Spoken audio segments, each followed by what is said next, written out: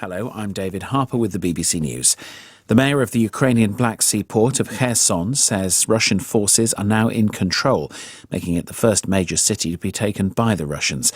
In a message posted on Facebook, Igor Kolikhayev wrote that Russian troops had forced their way into the city council building. A Ukrainian deputy prime minister, Olha Stefanishyna, told the BBC that conditions were rapidly worsening in parts of the country. People do not have access to clean water. People do not have access to food supplies because either it's bombarded and destroyed or they cannot simply leave out their towns. Hospitals do not have the proper amount of medicines, including those for extremely vulnerable categories of people who need medicine like on a daily basis. So the situation is very, very dramatic. In the besieged eastern city of Kharkiv, the Organisation for Security and Cooperation in Europe says one of its monitors has been killed during the shelling of the city. The Russian Defence Ministry has for the first time given a figure for its military losses during the attack on Ukraine. It said almost 500 Russian soldiers had been killed. Caroline Hawley reports. A week into the war, the number of dead is rising fast on both sides.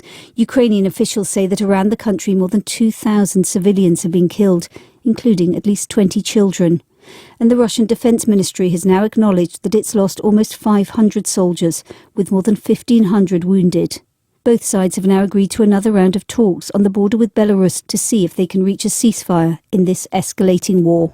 The chief prosecutor at the International Criminal Court has said he is opening an immediate investigation into possible war crimes in Ukraine. Jessica McCallin has more. The investigation will consider allegations of war crimes, crimes against humanity and genocide, and will extend to Russia's annexation of Crimea in 2014. The chief prosecutor, Karim Khan, said he received requests to launch the probe from 39 member states. This means he doesn't need the approval of the court's judges in The Hague and can fast-track the process. The collection of evidence has already begun. Neither Russia nor Ukraine are members of the International Criminal Court, but Kiev has accepted its jurisdiction. An overwhelming majority of member countries at the UN General Assembly have voted to deplore the Russian invasion of Ukraine, calling for an immediate withdrawal. Only a handful voted against the resolution, including Syria, North Korea and Eritrea. China and India abstained. The Ukrainian President Volodymyr Zelensky thanked the Assembly, saying it had chosen the right side of history. The US ambassador to the UN said the vote represented overwhelming support for both Ukraine and the UN Charter. The non-binding resolution also condemned President Putin's decision to put his nuclear forces on alert. BBC News. The governing party in Georgia has said it intends to apply for immediate membership of the European Union.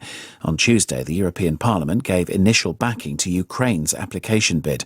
Correspondents say that even if the EU granted candidate status to either country, they would have to undertake a long process of reform before becoming members. The Russian billionaire Roman Abramovich has confirmed he intends to sell Chelsea Football Club, one of the English Premier League's top teams. It follows growing worldwide pressure for sanctions against Russian oligarchs close to President Vladimir Putin. Laura Scott reports. The Russian billionaire said he'd taken the very difficult decision to sell the club. He said he'd instructed his team to set up a charitable foundation, with all net proceeds from the sale being donated to benefit victims of the war in Ukraine. Abramovich's departure is a seismic moment, but not entirely unexpected, coming after mounting calls for the government to sanction him. The businessman has always denied doing anything to warrant sanctions, but some will see this as an attempt to secure the club's future before any possible sanctions come his way. Western Australia has opened its borders after nearly 2 years of the country's toughest COVID controls. International and domestic travellers who have been vaccinated are being allowed into Australia's largest state, from which most visitors have been excluded.